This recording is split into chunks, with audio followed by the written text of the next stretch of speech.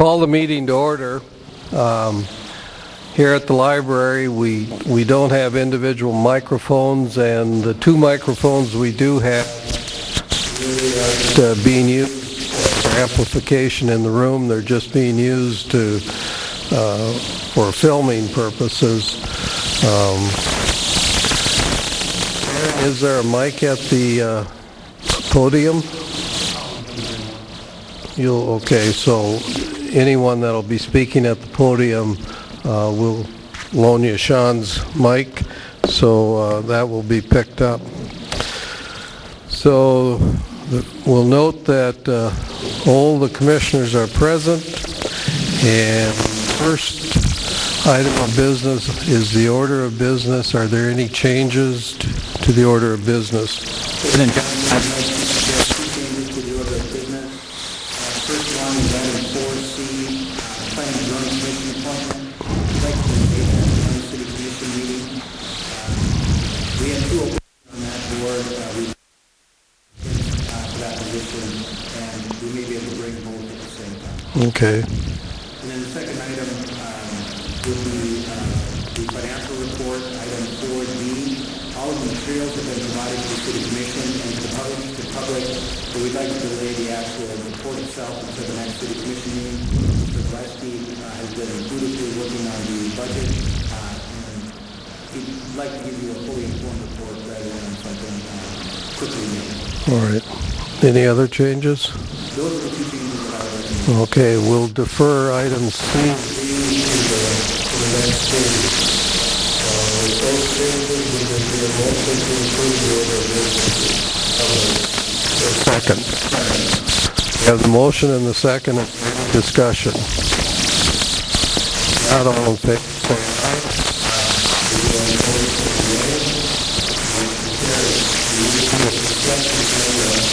Are there any items on the consent agenda you wish to discuss? I'll move we approve the consent agenda. Is there a second?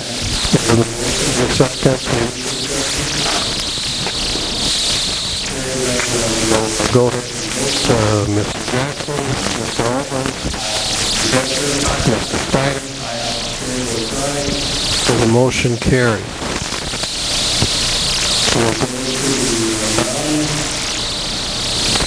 Timetable agenda, and first is item A,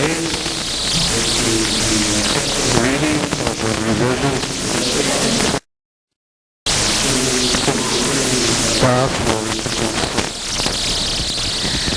This is the second reading of ordinance number 1589, which revises the liquor license requirements for the beer licenses.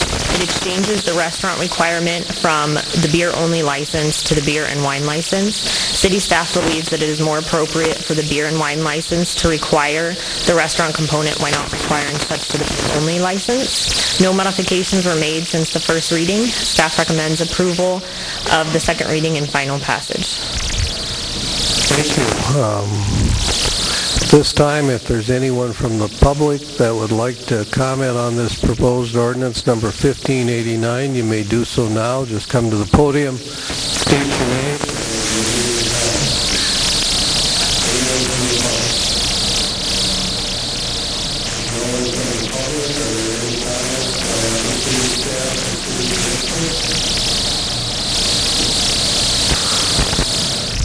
Is there a motion regarding second reading and final passage of ordinance 1589?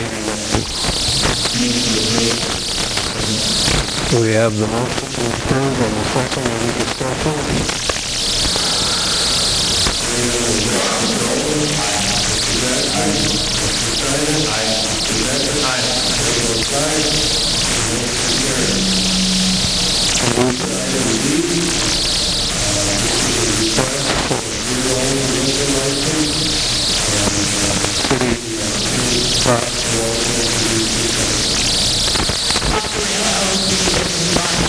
School tables. The application has been made for a beer-only liquor license. It has complied with city ordinance, passed the background check, and paid the necessary fees. Staff recommends approval.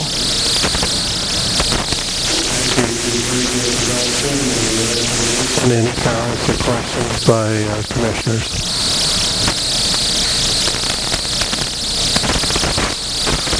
Is there a motion regarding?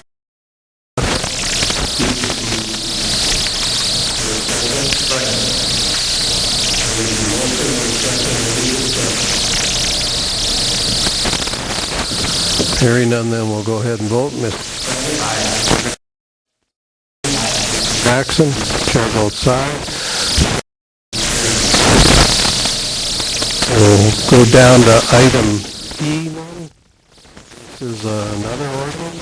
This will be the second reading.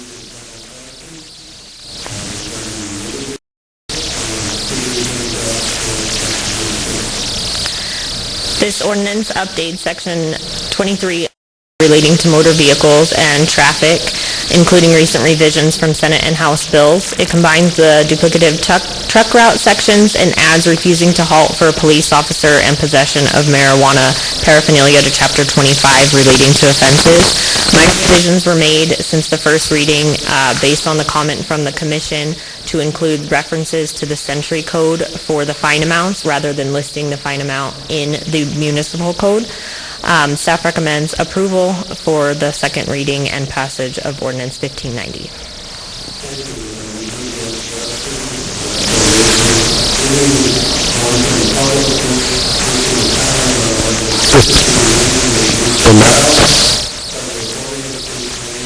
Hear your comments. Public. Is there any comments by commissioners? Not, is there a motion in ordinance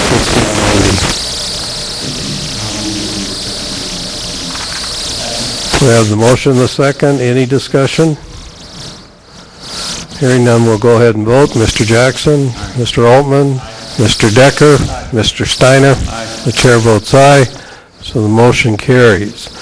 Item F is to hear a report on the library by Library Director Ennet. So welcome.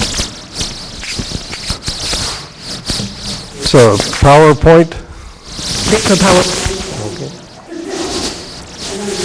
Perfect view from everybody's chairs except yours. But I just want to share with you a little bit of the happenings at the library, both a recap of our recently completed 2014 annual report statistics and some things that have been happening. Same thing with the stuff.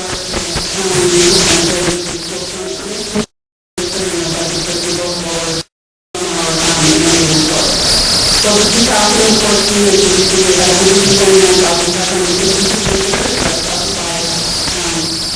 more than 6,000 from 2013. And that's onward, 14,000 items for 2014.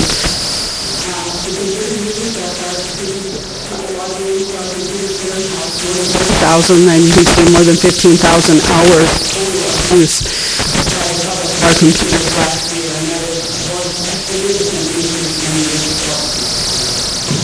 program attendance is probably the most exciting thing you can do. So approximately 258 people attending programs at the library in 2014, up from 7,000 in 2013. But the really interesting thing to note is that our attendance for 2015 year-to-date has already surpassed last year.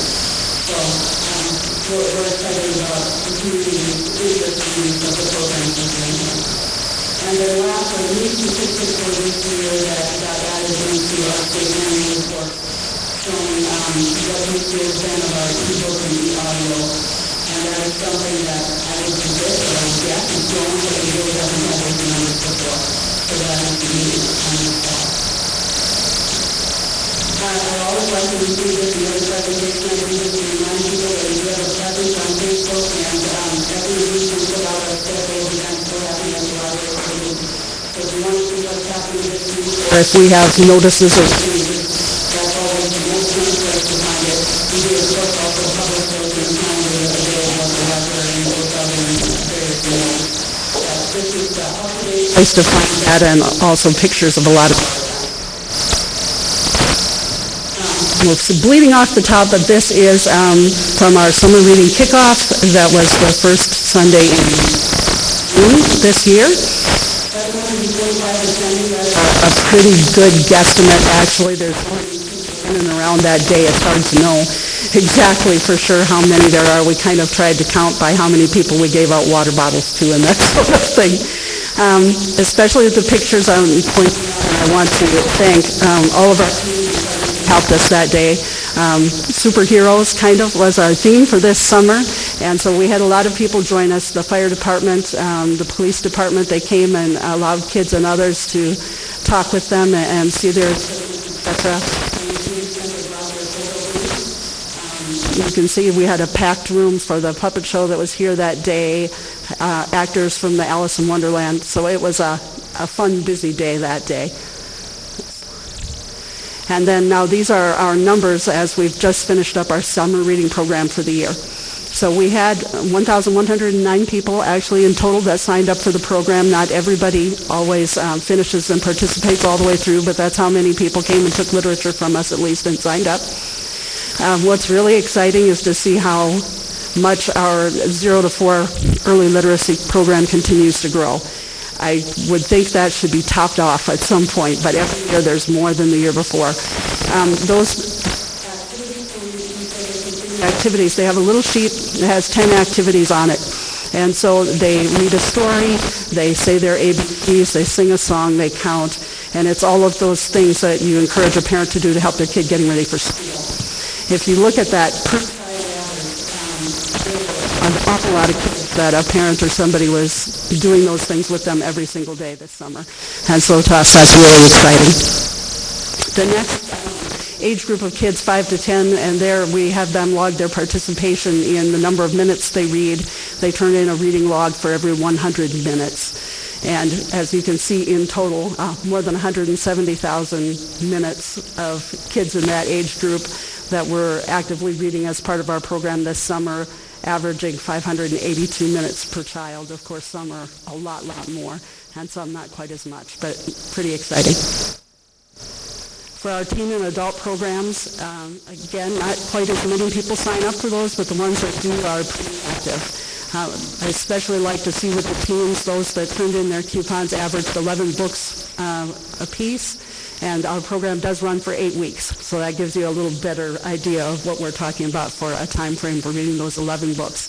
And the same way, we had 111 adults decide to participate and turn in their book coupons, and most of them were, well, not most of them, the average for them was 6.99. So assuming somebody took a week of vacation, they were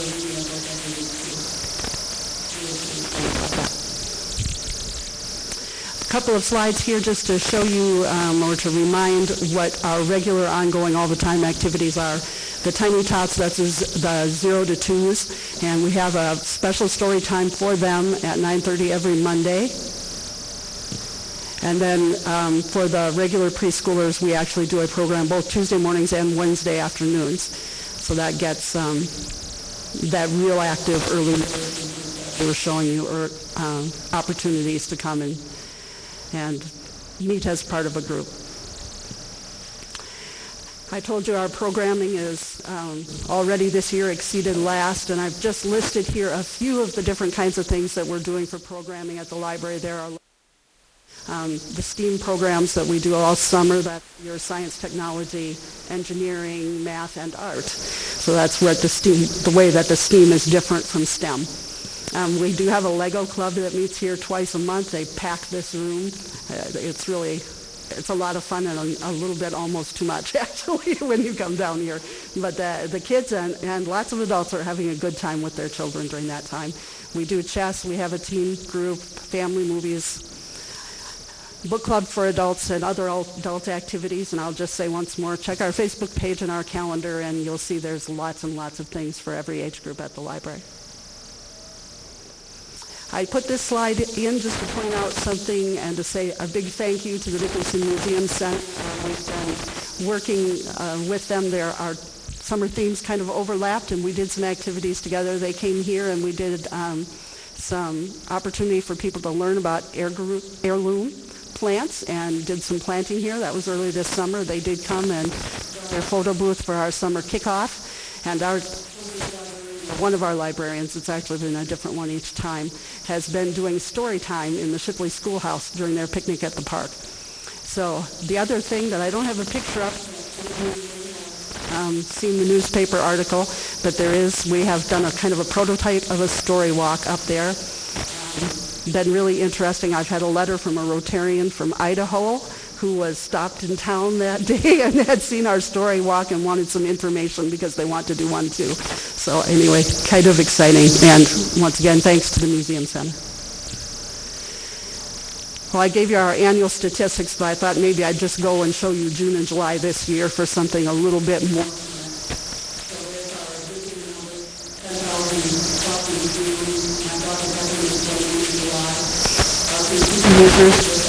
We're down a little bit from last year on the whole, but still you can see an awful lot of people in here using the computers.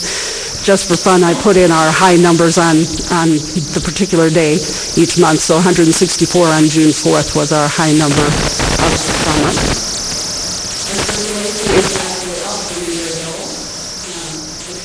And as I say, physical materials only. That's not counting the e-books and all of those other materials,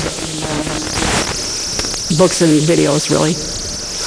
Story time, that was our attendance for this summer, and in the summer it's generally down from the year, so you can see we have a lot of kids coming in for story times. There's our Legos in July. That would make an average of 45 kids in here on Lego Club Day.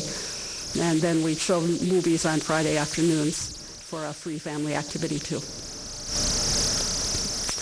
This is something I don't think I've ever had a chance to show to you all, so I've got a picture and it's downstairs. You can look at it if you would like. We've done a first early literacy station.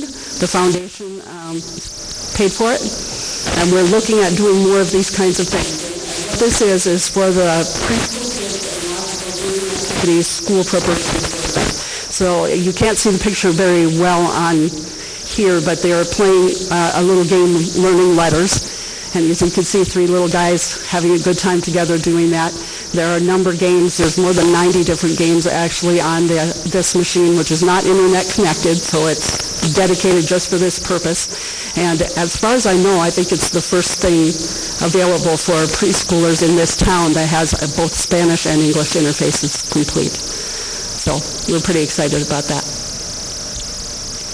And just a last slide, I always tell you our hours 9 to 8, Monday through Thursday, 9 to 6 Friday, and Saturday 9 to 5.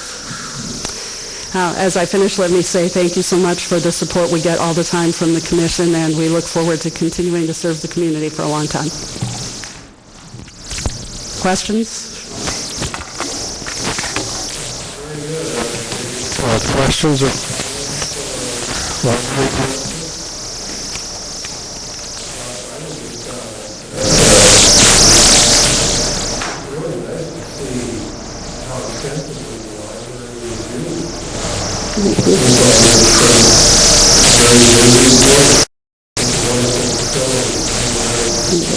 Thank you. Yeah, it makes us excited too.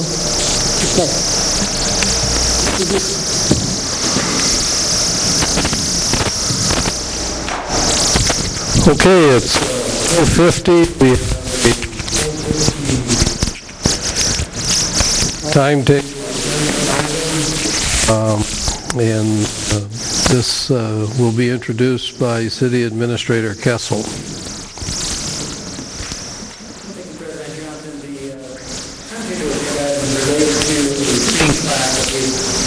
Put on now for the second year, called Effective Supervisory Practices. It's facilitated by some of the graduates of last year's class and myself.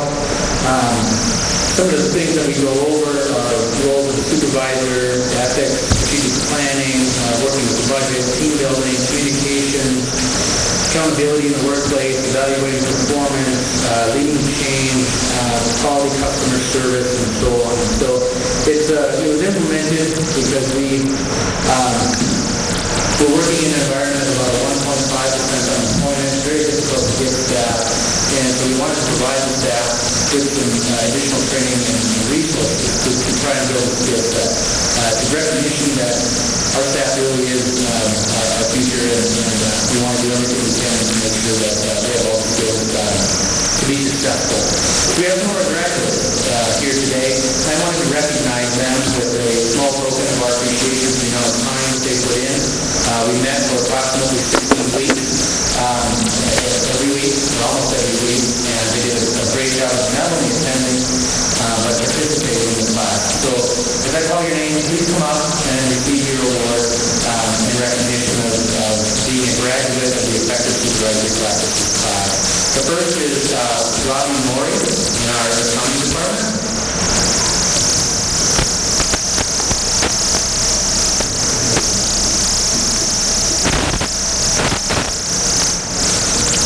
The second is Hillary Hartman from the fire department.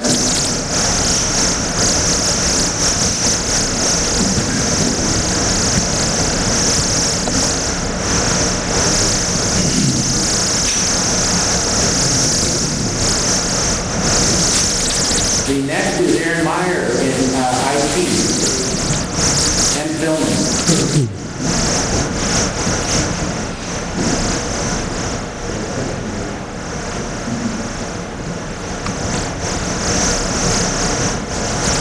Deb Schneider from assessing.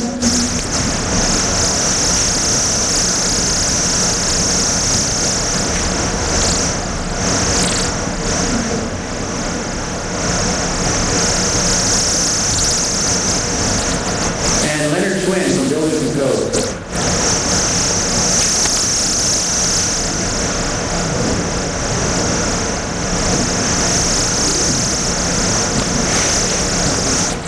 Again, thank you all of you for your participation in making that this year's class.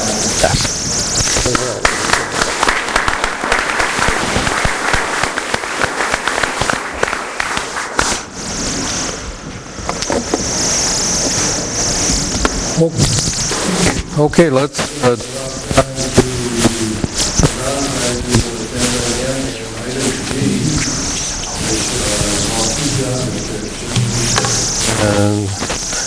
Ms. Nominack will dispose items to us. Good evening, Mr. President, Commissioners.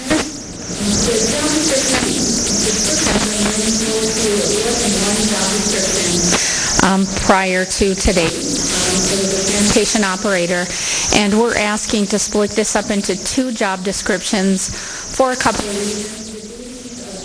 These two positions are very different. One of them is a route landfill operator for the sanitation department. So obviously their duties are quite a bit different, and some of the requirements for them are different. The route operator, we do require them to have a CDL, Class B CDL upon hire, and the landfill operator doesn't necessarily, does not require them to have a CDL to do their job.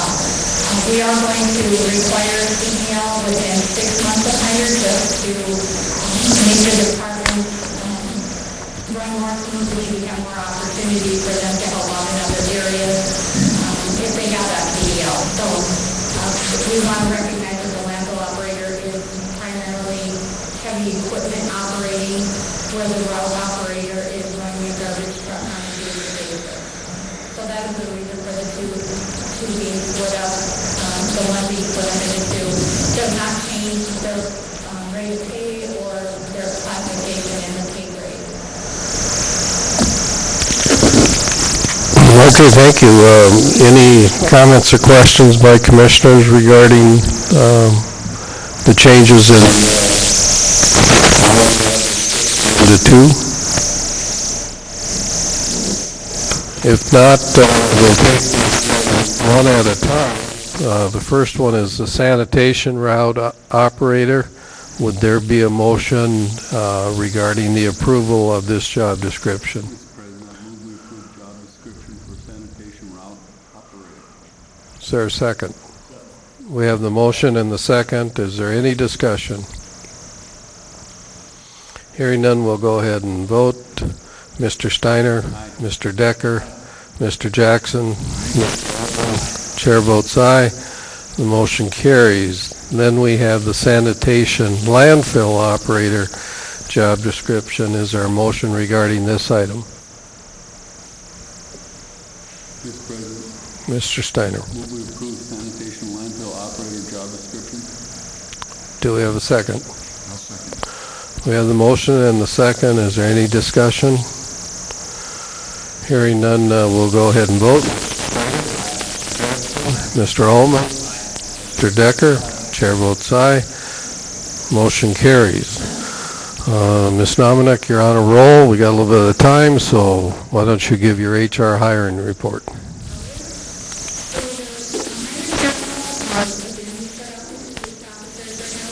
Two openings.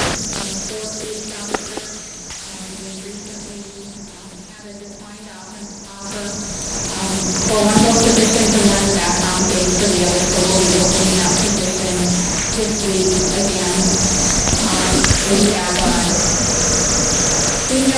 police officer position, and we're going to be looking at hiring internally. That position is closing today, so we're starting to interview process on that. Communication specialist, we did interviews on that, and we're in the background phase right now for that position. Record clerk, we had an internal opening and an internal hire. We had one opening there. Sanitation operator, part of the reason for this job change was the difficulty in hiring and filling that position. We have a sanitation operator position. We'll be re-advertising that as a landfill operator and opening that position this week.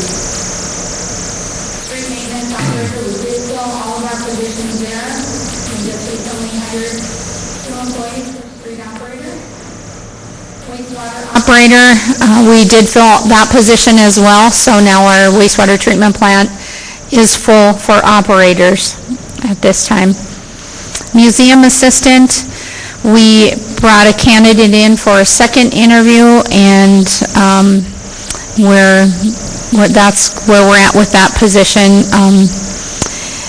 And city engineer, that position closes this week, so we'll be looking over those applicants at the end of the week.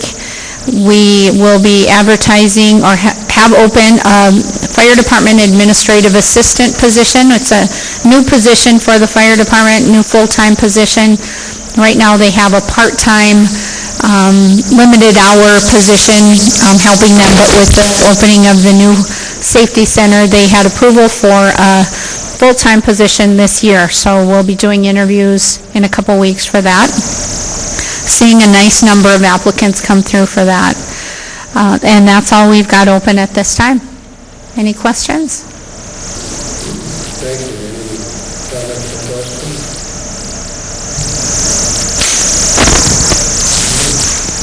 Thank you very much. Thank you. And then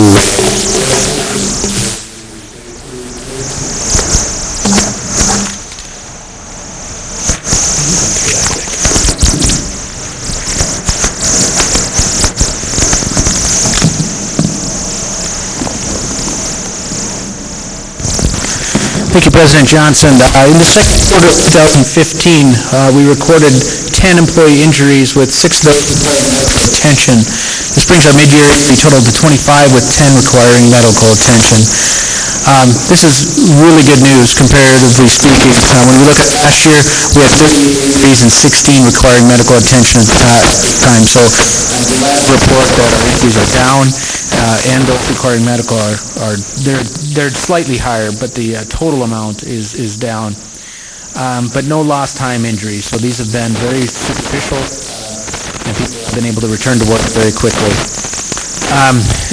We did have a meeting with our City Safety Committee to discuss concerns and training topics. The majority of the department representatives were able to attend. We built a safety committee in concept. All medical injuries require medical attention are reviewed at leadership board meetings. They help us recognize work processes or equipment failures that need attention. When an injury investigation recommends corrective action, the supervisor must then provide documentation of actions taken to the safety coordinator, and this becomes a part of our file for review and revisions later.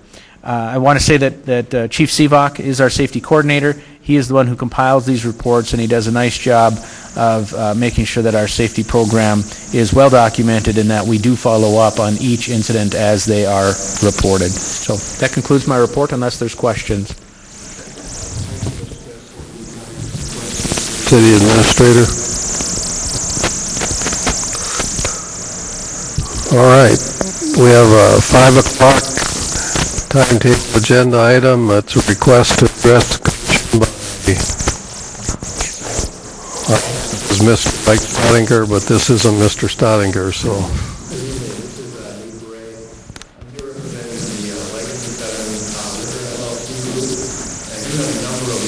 Here, quickly introduce.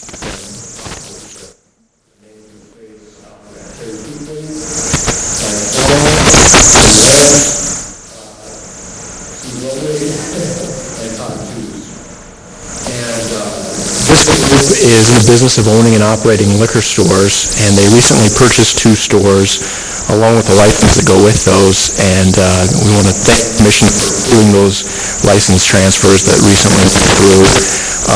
But now as things go, we're on to the next one and looking to the next project, and looking to further opportunities to expand the business here in Dickinson with additional liquor stores. And as you're probably aware, code section on the books that limits liquor licenses to 2 per owner. And the way that's defined in the code is that it's limited to 2 per person, and that's through direct ownership or indirect ownership. And so a person, an individual that individually owns 2 liquor licenses is treated the same as any individual member of this group that owns a minority share in the company overall, regardless of whether they own whether their ownership doesn't actually add up to 200%, like if they're an individual owner. And so just as a brief bit of history on this code section, for a long time I believe it was actually limited to 1 liquor license per person. And then back in late 2007, early 2008, this was revisited and amended from 1 up to 2.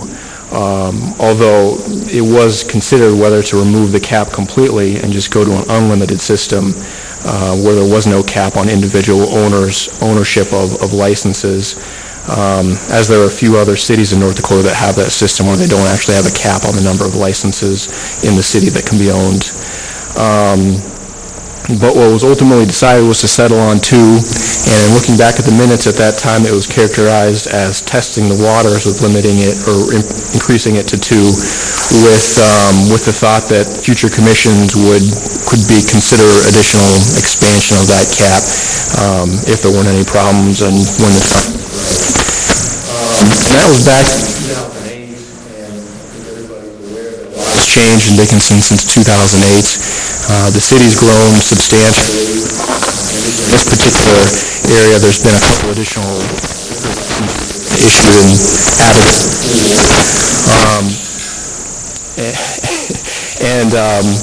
Our contention is just that the time is right to reconsider this and ask that the commission increase the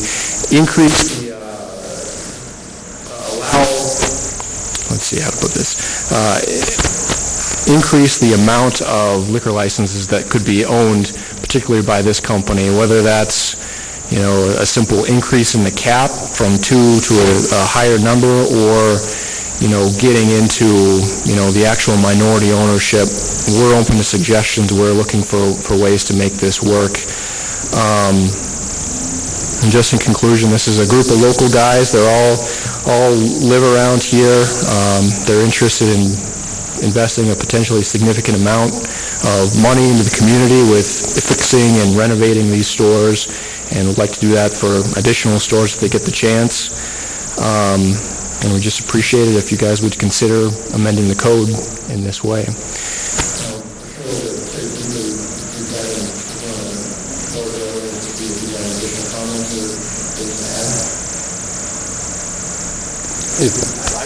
Yeah.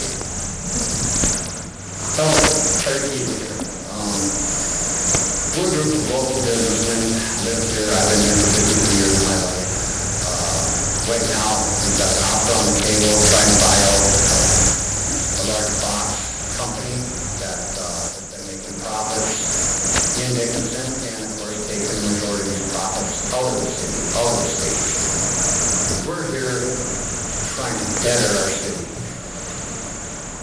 We have children that go to school here, grandkids that go to school here.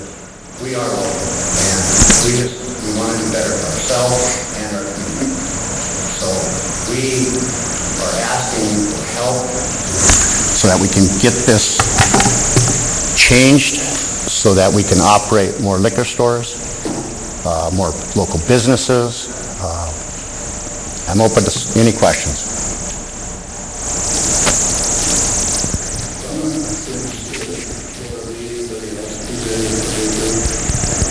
Not unless you'd like them to. There's no one else that we open it up to questions and then everything. The way the process will work is, if we agree to go ahead and put this on the table, make, propose changes to the ordinance, it'll be just like the ordinances we acted on previously. There'll be a first reading.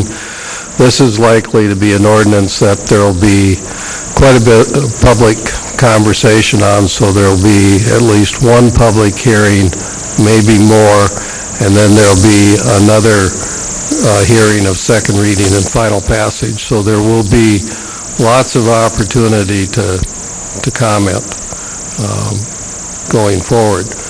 So, but if there are questions tonight by commissioners or comments, we'll go ahead and you can direct those either to Mr. Beret or to Mr. Keithley. So, Mr. I just wanted to clarify that they aren't asking for an additional liquor license. They're looking for extended ownership of a liquor license. Okay, we want to make that for the public so they can come to us and say, we got enough liquor stores. That is correct, because now known as participate in two liquor stores. Well, we have multiple partners, so if we could get that percentage so that no one person owns more than two total liquor stores, that is what we're after. Just a simple change in the ordinance. Trying to expedite this, not change anything. I just wanted to clarify that for the audience. How many liquor licenses do we have in Of the variety that are limited, we have 18. All of those licenses are accounted for. It does allow the city commission to add, if they choose to, once our population has under 3,000 people. That verification of 3,000 is a little ambiguous. It doesn't require a population count or anything of that nature. If we can justify by wastewater use or water use or things of that nature, we have been done in the past to justify conditional license.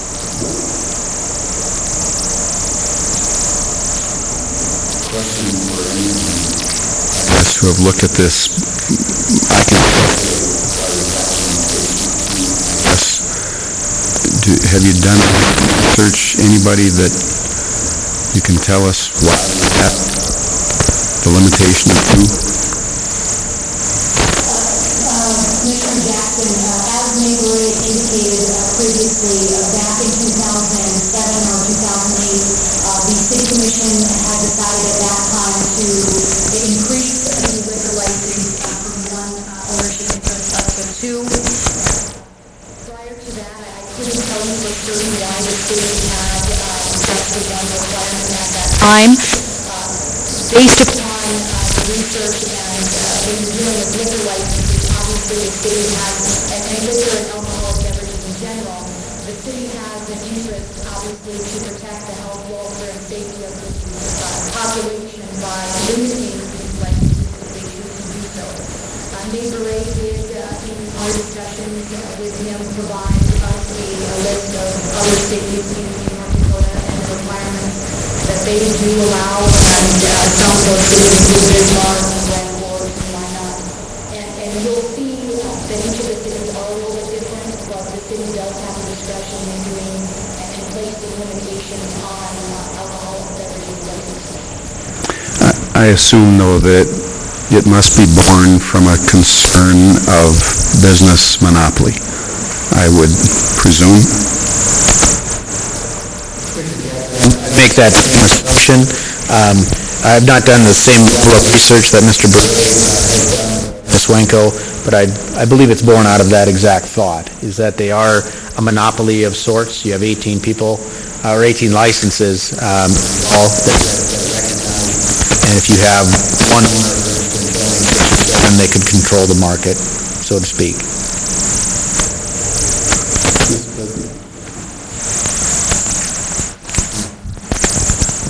It's been a while, I've heard you, but I think one of the other issues was, it was on the other side of the liquor owner where they were also worried about someone capturing the market and putting the value of their license, on the low end of it, so, like I said, that was 7 years ago. That was one of the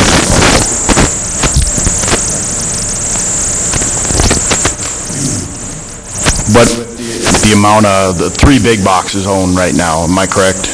Outside interests, Walmart, Cashwise, and Family Fare. I'm looking at pretty astute businessmen, and I don't think they're going to price themselves out of the market, monopoly-wise. The concern was pricing the other people out of the market. That was 7 years. They still want to make it. I'm sure they did. I'm not saying they're bad guys, I'm just said 7 years ago. I just, with the big boxes here, I don't think you can monopolize.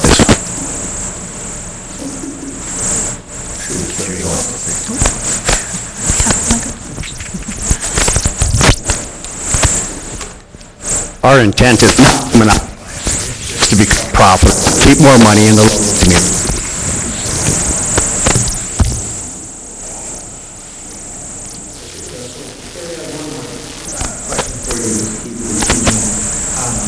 When we had a meeting between some of the city staff and Mr. Ray, we talked about the fractionalization of ownership as a potential change that would suit your needs.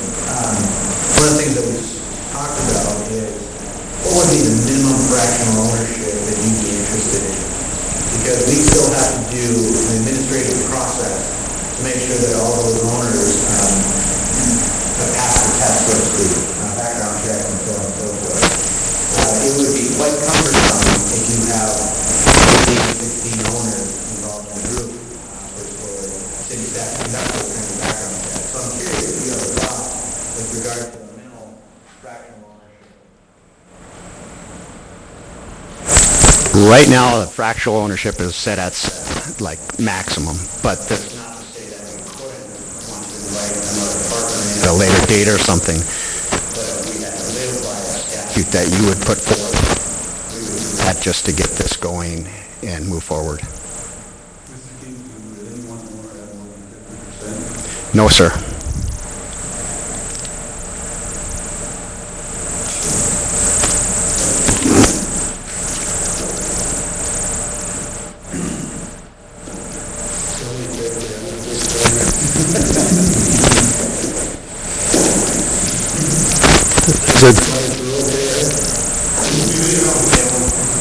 Leave it on the table.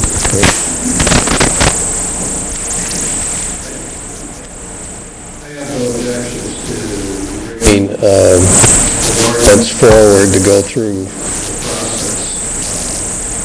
I think it's going to be relatively challenging to write up the ordinance, but I think it can be done. Some of the challenges that I would see is all of your partnerships or corporations all change. So let's just use 7 since we use that number. We would start with 7 partners. I would assume they all own 7 equal shares. They don't necessarily have to, right? I mean, you could have different percentages. But through the course of time, usually one partner buys out another partner, one partner wants to leave. Like that happen. The concern from the city perspective is that one individual wouldn't end up with either majority interest or, like in the case of 7, say that person was able to buy out 3 shares of the 7 shares, even though they're in a minority position, they're in a very influential minority position and may actually control the partnership. And I think the concerns of the city would be that through the course of time, these changes, you could end up with one person having more control over multiple liquor licenses in a small community like ours. So when you write a draft ordinance, I think you have to take that kind of thing in mind.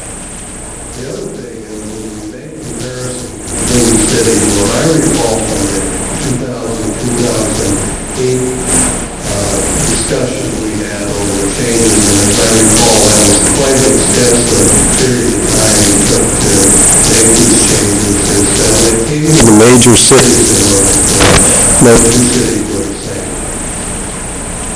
There wasn't two identical liquor ordinances across the board. Everything was a little different, so we started to compare one city has no cap, or one has more than the other.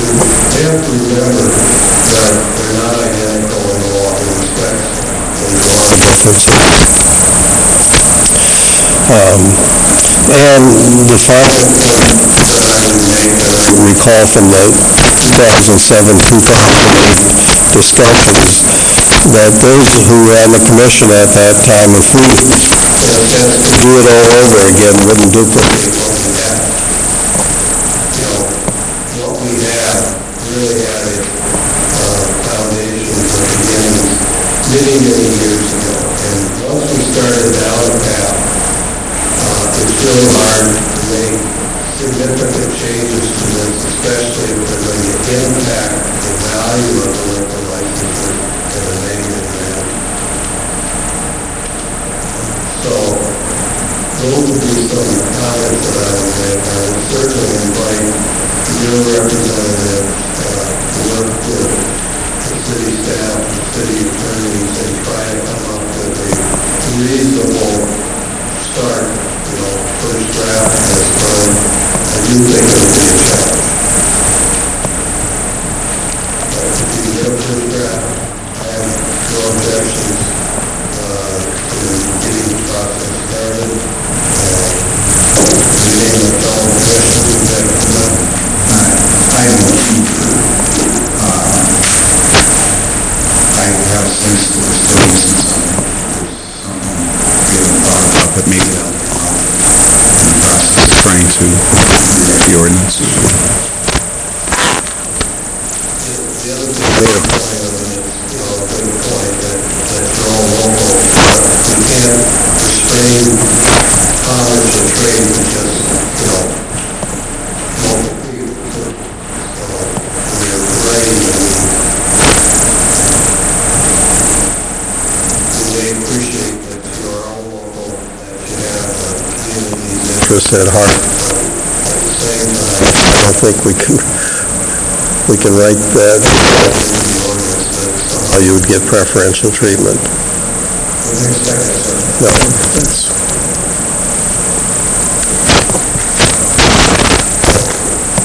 So if you have some specific ideas on how you would like it to read, negotiate with city staff and city attorney for a first draft.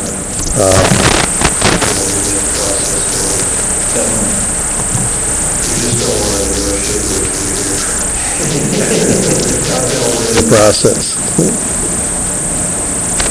will do that. Thank you for your time. Okay. Anything else on this one?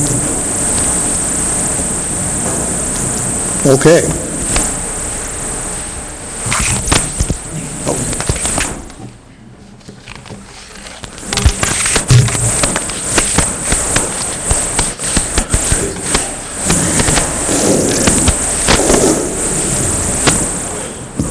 You must have been really moved by that presentation, Mr. Zero.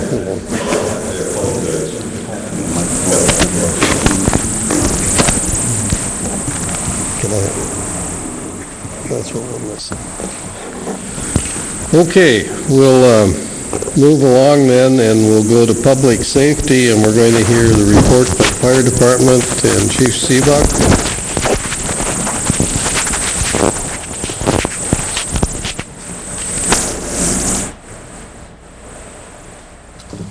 Good evening, Mayor and Commissioners. I'd like to present the activity report for the second quarter of 2015. The first slide that you'll see is a picture of our new aerial truck operating at a commercial building fire in the second quarter of 2015. We had a total of 138 incidents in the second quarter, bringing our mid-year total to 288. This compares to 248 incidents in the same time frame last year, 17% increase. Of the 138 incidents, 25 were actual fires, with cooking fires being the leading cause. In addition, we had trash fires at a wrecking yard, mobile property fires, vehicle fires, 3 grass fires, and of course we had 6 building fires. Okay. The graph is just a comparison graph showing the first 6 months of 2015 with 2014, 13, 12, and 11. And 2014 is the one in green. You really can't see that well. But the green line is where we were at in 14. The red line is where we were at in 13. And the line, which I can't tell you what color it is up there, is 2012. Okay. Our fire prevention staff and our Fire Prevention Bureau was busy with public education in the second quarter with events such as a fire extinguisher demo at Clean Harbors, a first grade tour of the fire station. Our staff was present at Safety City giving lectures to the kids. We did a station tour for students from Kentucky and babysitting lectures. In addition, staff and members of our department also took part in community involvement, such as the 5th Annual Kids Safety and Health Fair, the summer reading kickoff at Dickinson Library, as you heard in the library report, where there was over 700 in attendance. That was a great event. 2015 spring cleanup, again, was ramrodded by the Fire Prevention Bureau at the kickoff meeting on the 15th of April, and the event was May 1 through May 16. And was very successful this year for us. And the Heroes Ball, which was a partnership between the Dickinson Police Department and the Dickinson Fire Department. The picture, which again, unfortunately, you can't see very well, proceeds went to benefit domestic violence and police and fire associations. Our second quarter training included auto extrication certification for new members, recertification for existing members. We had one of our members attend the Hazardous Materials National Conference in Baltimore, Maryland. We were able to do that with a grant. Additional monthly trainings were master streams, standpipes. That's 3- and 4-story construction and higher. That's now a very real part of the Dickinson Fire Department and the construction that's taken place here. That's a feature, a building construction feature that allows us to fight fires more effectively on higher floors. And apparatus operations. We used our car fire prop, which is a live fire prop made at our training site, and our self-contained breathing apparatus maze and search and rescue training. 14 hours total in the second quarter alone in those categories. And coming up is something I want to talk about, Fill the Boot campaign for muscular dystrophy. The American Fire Service has a 60-year-long history of partnering with the Muscular Dystrophy Association in the fight against neuromuscular disease. The International Association of Firefighters is the biggest sponsor of MDA's Labor Day telethon. Locally, what we're going to do tomorrow, August 18th, starting at 5:30 p.m. It says 5 p.m. there, but actually we're going to be out by 5:30 p.m. We will have fire department personnel at Walmart, Family Fair West, and Prairie Hills Mall asking for contributions, for donations in the Fill the Boot campaign to benefit muscular dystrophy. So we would ask the community to be aware of that, be aware of those locations, and to help. Thank you very much. That concludes my report.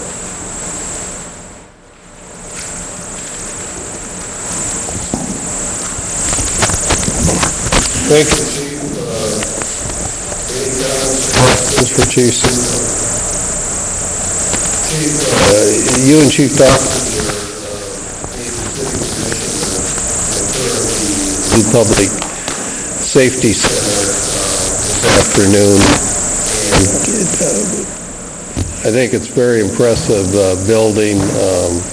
There's a lot in there for the city to be proud of. I mean, all of its citizens and certainly the police department. Can you tell us again, do you expect that both the police and the fire department will be operating out of that building? I know we're getting close. It may actually be before this, but we're hoping to be operating out of the building by the end of September. That's giving us move-in time and set-up time and all of that. It may actually happen before that, but I think we're being cautiously optimistic and saying that by the end of September, we should be operating out of there full force. And you would, in terms of the fire department, you would have what for apparatus up there? We'll have 2 response apparatus out of that location. The aerial ladder truck that you saw in the first slide, that will be the first response truck out of that station, along with a large pumper. And of course, our administrative staff and our public education and fire prevention bureau will now operate out of that location also. And the downtown location, will you still be keeping response equipment there? We absolutely will. One of the challenges for the fire department and the growth of the city of Dickinson was our response distances. And that led to the need for more than one location. There will be at the very least, 3 major apparatus rolling out of the downtown station. That will stay in place. Our goal is, to the best of our ability, with the staff we have, is to ensure that there is an overnight crew at both locations, of a minimum of 2 firefighters for both locations. So far, it looks like we'll be able to do that. There's holes in that plan. There's times when that may not happen. But at the very least, we hope to be able to maintain that to the best of our ability also. Both locations will be active. Thank you. Chief Dossinger, you have a report from the police department? I do, yep.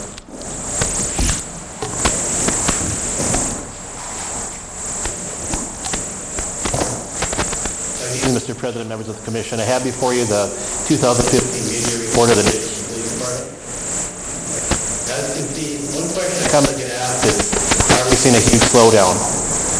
My answer is a quick no. As you can see, our call for service for the mid-year is actually up compared to last year. This year we responded to 14,542 calls at mid-year compared to 12,219 calls at mid-year last year.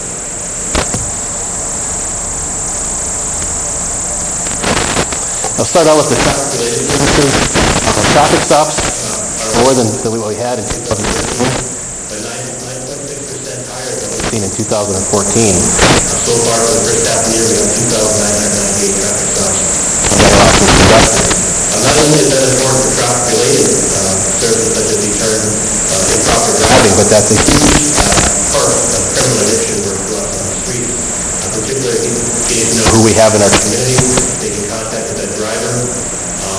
A big portion of our drug interdiction work is conducted off the traffic stop. A lot of these traffic stops, we often get the drug paraphernalia, drug sites, and other contraband-driven traffic stops.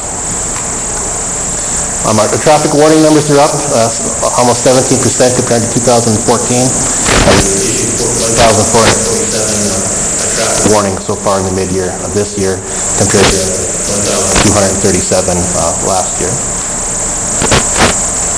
Traffic citation numbers are up. We issued 2,159 traffic citations mid-year compared to 1,800 last year. Traffic accident numbers, so far we've investigated 678 crashes at mid-year, down about 6% compared to last year. Last year we investigated 722 crashes at the same mid-year. I'm taking a look at the injury accidents, DUI accidents, fatality accidents, and pedestrian accidents. As you can see this year, so far 28 of those crashes that we have investigated have resulted in serious injuries compared to 30 last year. Our DUI accidents are up this year, 10 DUI accidents compared to 4 last year at mid-year. Unfortunately, we have had 2 fatality accidents within our city limits that we have assisted investigated this year. And we have had 1 pedestrian accident this year as well. In May, we were able to have Officer Tim Jokerst. We brought him on board. He's our full-time truck regulatory position. We were honored to have that position filled in 2015 up until May. So far, from May until mid-year, he has conducted 79 truck regulatory stops. And his fines in that time frame was about $4,000 worth of fines and overloads. Our arrests are slightly down 2% from last year. As you can see, so far we have made 725 arrests compared to 740 at this time last year. And 2013 obviously was a busy year for us, in which we had 888 criminal arrests at this time. As you can see, breakout of the arrests. DUI arrests has been our most popular, with 71 DUI arrests at mid-year. Our criminal warrants are also popular. Shoplifting is a common arrest for us, and also simple assault, that domestic violence calls, also netted in 42 arrests for us this year at mid-year. Our Southwest Tactical Team, fairly consistent with what we've seen in the last 2 years. So far, we responded to 3 tactical team call-outs. 2 of those have been in the city limits, and the other one has been outside in southwestern North Dakota. Our caseload in our criminal investigative unit is definitely at an all-time high right now. Each detective is averaging between 35 to 40 open cases. So far right now, our investigative squad has got 371 open cases compared to 320 open cases last year. A big part of that is an increase in social service referrals for child abuse, property crimes, burglaries, thefts. We've also had a rash of overdoses in our community that has resulted in deaths. Which I think has keeping our investigators very busy. As you can see, the caseload right now is 86 open cases in our investigative unit compared to 108 open cases compared to 100 last year at this time, and we have closed 86 major cases compared to 47 cases closed last year at this time.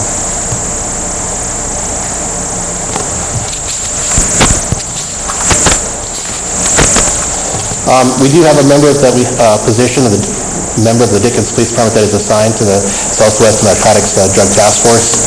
They've been very busy this year. So far, they have made 91 drug-related arrests. So far, it's mid-year 2015 compared to 82 last year at this time. One thing that we've reinstituted this year and has been very effective is our bike patrol team. We currently have 8 members that have gone to the bike training. You can probably see them if you've been down at the Alive at 5 events, Rough Rider Days, other special events, and other public relation events. Definitely makes us very accessible to the community. Seems like the community likes it. Our officers like having a different approach with the community, and so far it's been very effective for us. 2015 so far, kind of 4 major grants that we've been successful in getting. One is the North Dakota Department of Homeland Security grant, which has been able to given us the ability to purchase portable radios, and also ballistic vest panels for our officers' vests. The Oil Impact grant, we were able to update our weapons and also our in-car repeaters for our tactical vehicles, which respond outside of our city limits. We have a command truck and also the Bearcat that repeatedly responds outside of our city limits. We have communication issues with that. Both those vehicles are now going to have repeaters installed, which will make them more effective and more safe.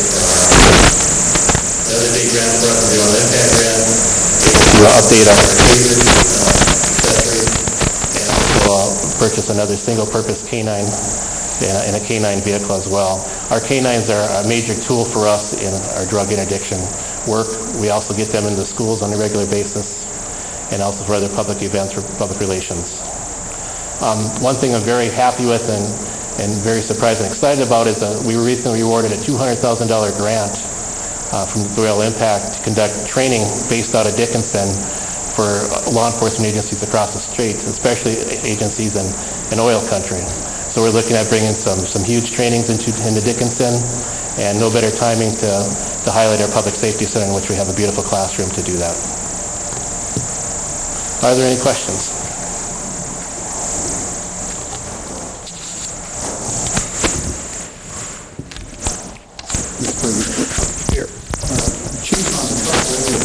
I think 29 stops, and it only resulted in $4,000 worth of fines? That's correct. At the end of June, we were about $24,000.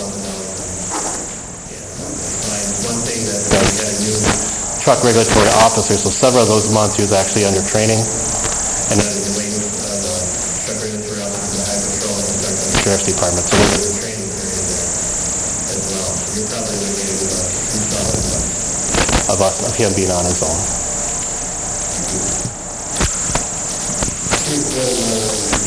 You say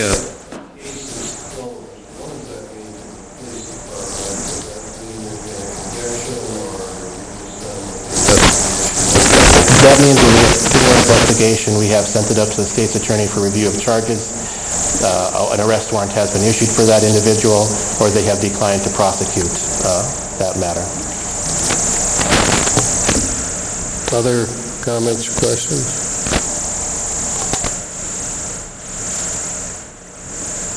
Thank you.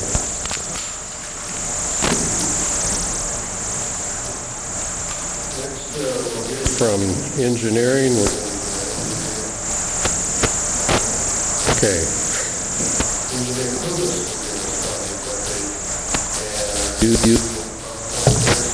No PowerPoint today.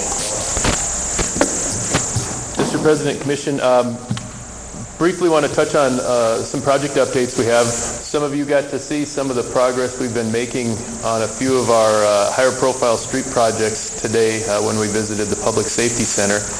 But I'll get to those in a minute. Just going down in particular order, our 40th Street East Improvement Project.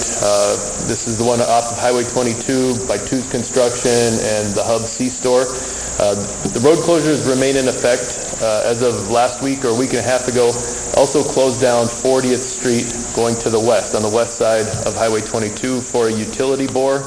That utility bore is ongoing. That's kind of our critical path construction activity on that project. When that's complete, they can finish prepping just the last few hundred feet of 40th on the east side of Highway 22, and that road will be ready for pavement. A lot of the curb and gutter is in place up there. No pavement on the road as of yet, though. They're working on some stormwater issues on the far east end of the project, but it came along pretty nicely. On 21st Street West, many of you have seen that when we were at the Public Safety Center again. The paving is ongoing right now. They should be wrapping up with the paving this week. The trail's been paved. The lighting is in place.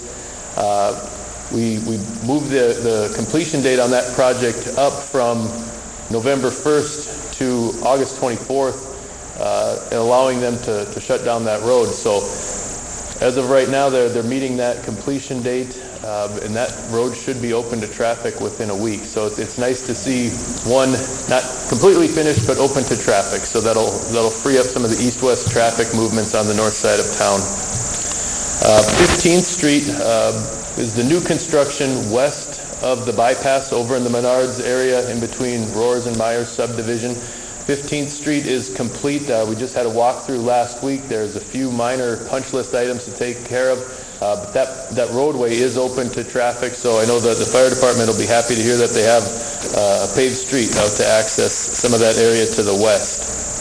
The State Avenue overpass, we had planned today to have a presentation from Ames.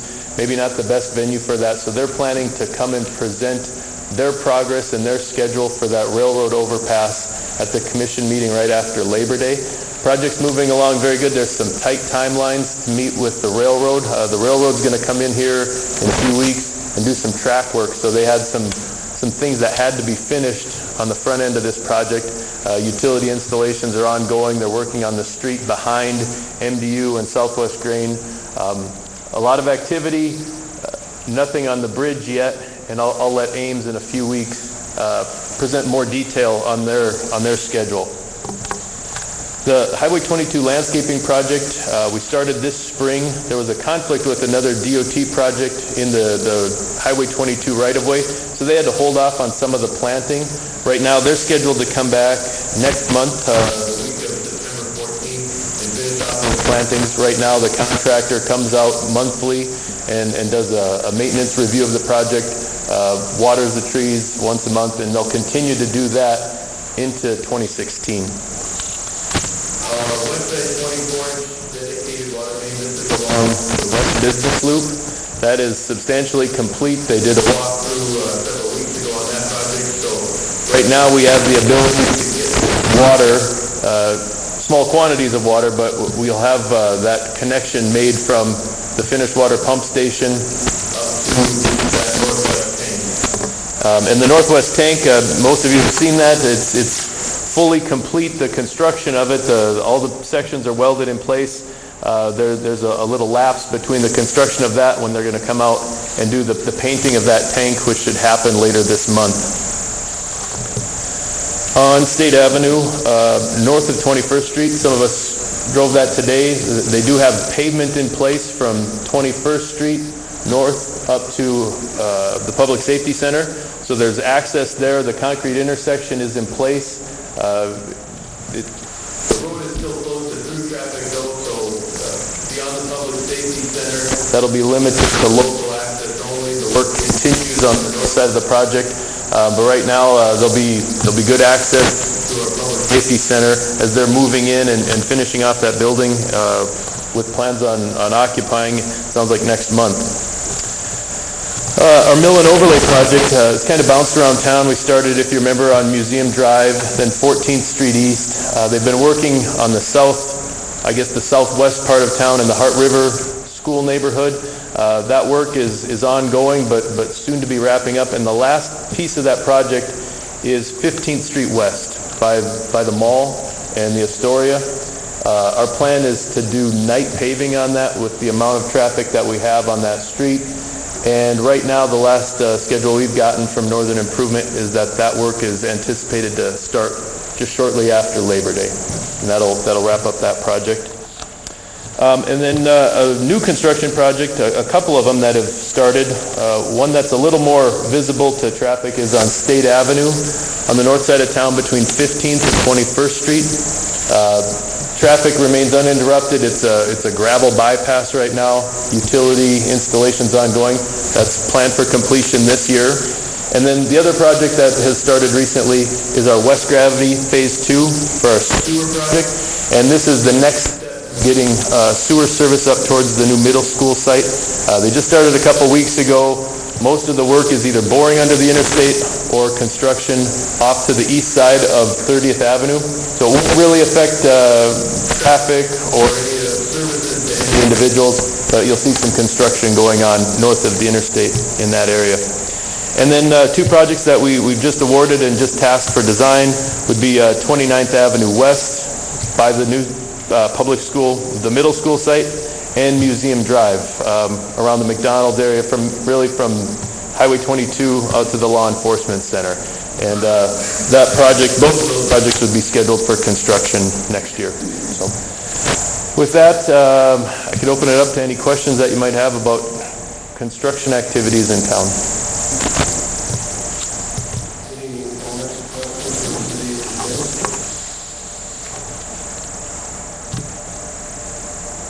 All right, thank you. move to Public Works.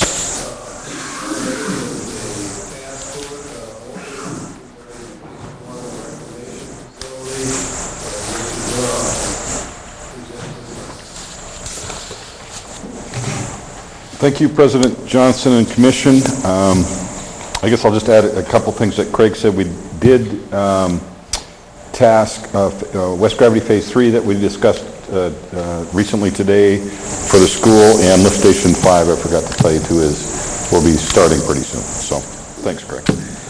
I have one item for consideration this evening. It's Apex Task Order number 19. This task order is for the assistance in process control recommendations, data analysis, training, and on-site operational support for the water reclamation facility. The plant is currently without a chief operator, and at this point we're not in a position to fully operate the plant. This task order will ensure that we can meet the Department of Health effluent limits, provide the required quality and quantity of reuse water for the Dakota Prairie Refinery, and continue to assist and train personnel with laboratory procedures and getting the fully certified lab and certification by the state. The scope of services states that the services will only be completed as requested by the city, so if at any time we hire a chief or possibly manager and not require their services, the task order may be suspended. If there's any questions, answer, and also our consultant can answer some questions also that you might have.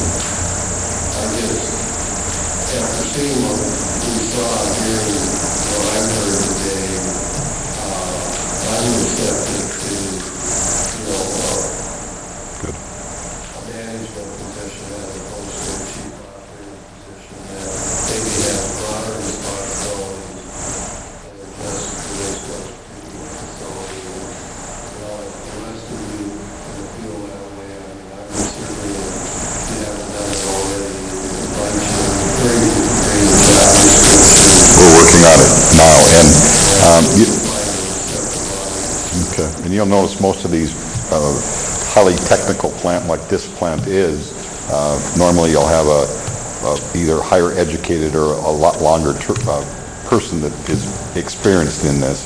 A lot of times that bachelor's degree in biology or chemistry, something like that, plus years of experience in this plant format. So.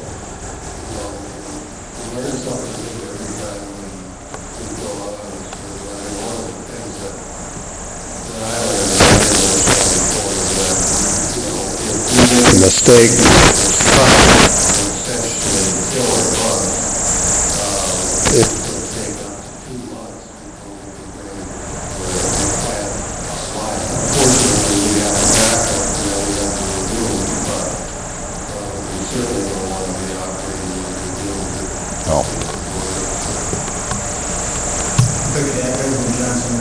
When we established the rates for the plant in operating 2015, we did so with adequate staff involved. But I believe we can move the management position without a rate increase in 2015. We're going to hold to that in our budget, but I think that we can make that simple.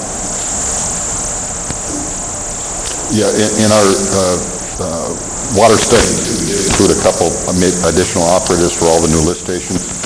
Now we can look at filling those positions. I think it's critical to have this position filled, and then we can, because even now, a lot of the other water and wastewater operators are still working at the plant, doing a lot of this work, so I think we can get by or not fill those positions now and look how operations, how they work in next year. With the City Commission's permission, we'd like to actively pursue the infrastructure to hire a manager, meaning job descriptions and business developers, putting together the business plan operational structure so that we can implement those in 2015. We have an opening to keep operating positions for the local. It makes sense to take that position and revise it for the position. Are there any objections by commissioners to going this direction? When we get a chance to review the job description and actually approve it, seems like the first thing to do. I think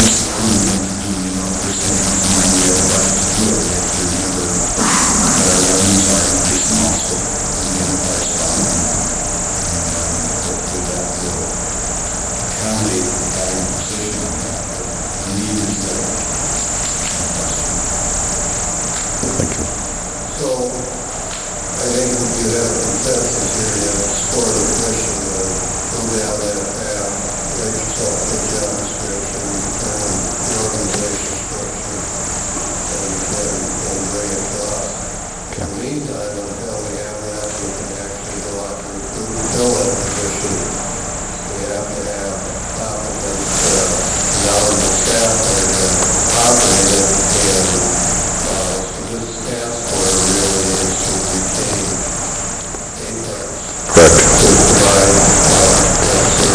Basically, the services they're doing now, as we're finishing up the plant. You met, I think, Mr. Sanders today. He's been out there for about 3 years. We also have a couple consultants come from Fargo and Bismarck on a routine basis, and a professor that actually teaches laboratory procedures that has been coming out helping, and that was part of the original contract with Apex on our startup. And unfortunately, we did a lot of that with the chief that left, and so a lot of that training we have to start over again, and that's where we're at. And hopefully with the addition of the manager, we can get that position, and yet keep the plant running and meeting all the requirements. So at what point did we get a manager? Will this terminate?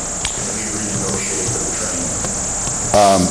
I guess this task order would be in place. I'm hoping, I know I'm optimistic, but I'm hoping to get a manager, by the end of the year, before the end of the year, and hopefully depending on that person's experience and capability of having Apex work with and train them, with a month at the most, maybe, and then we can be on our own. You're not looking at hiring a manager and retaining them for the rest of the year? No.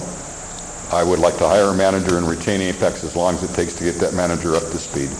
Commissioner Decker, there's a great deal of flexibility in the task order, so we wouldn't need more than a couple of weeks to do that. Yeah. Any other questions or comments? There's a motion regarding task order 19.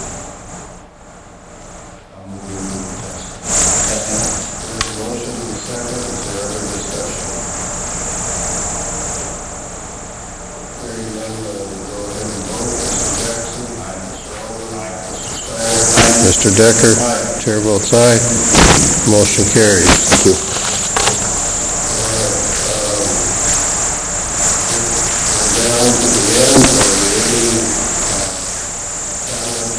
Reports by commissioners. Is there anyone?